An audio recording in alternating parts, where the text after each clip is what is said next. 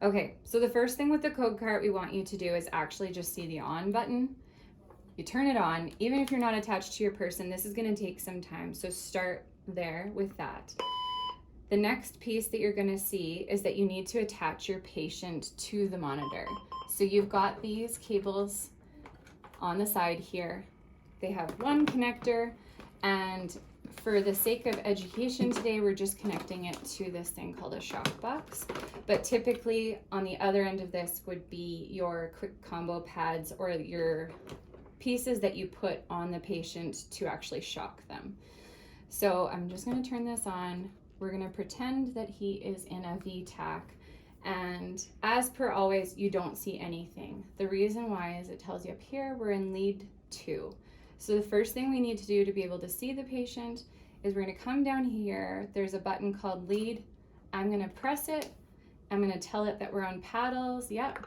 And now you can see that I've got a VTach rhythm showing up for my patient. So if we were going to defibrillate, the first thing we're going to do is know what charge we need. So let's say we want to shock with 200 joules.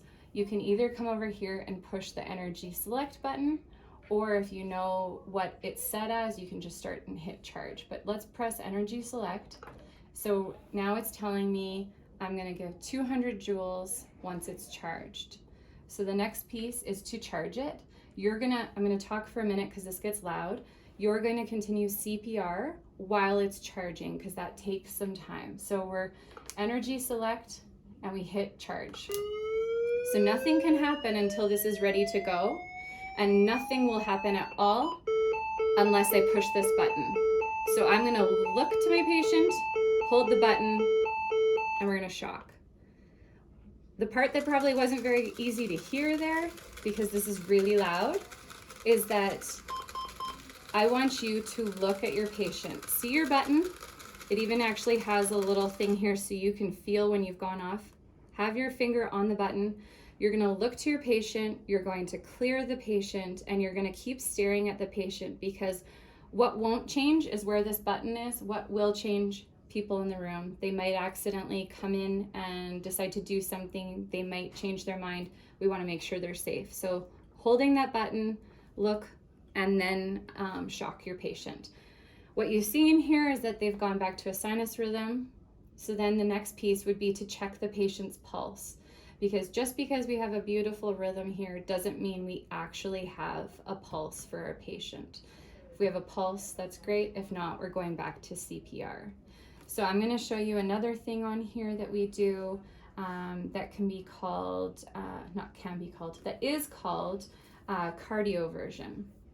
The difference between defibrillation and cardioversion is that there is a timing change on when this happens, and it's very specific with cardioversion. With defibrillation, it's just whenever you push the shock button. So what you also need to do is put the leads on your patient. I'm just going to snap them onto this guy here. And now we've got hypothetical leads on our patient.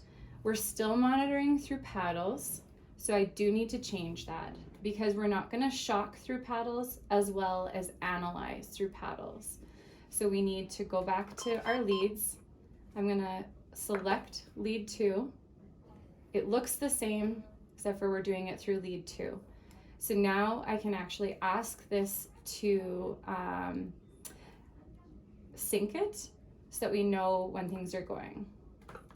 So now that I've hit the sync button, these little tiny triangles show up on top. That's saying where they want the shock to happen, which would make it a cardioversion. If the shock happened anywhere, it's a defibrillation.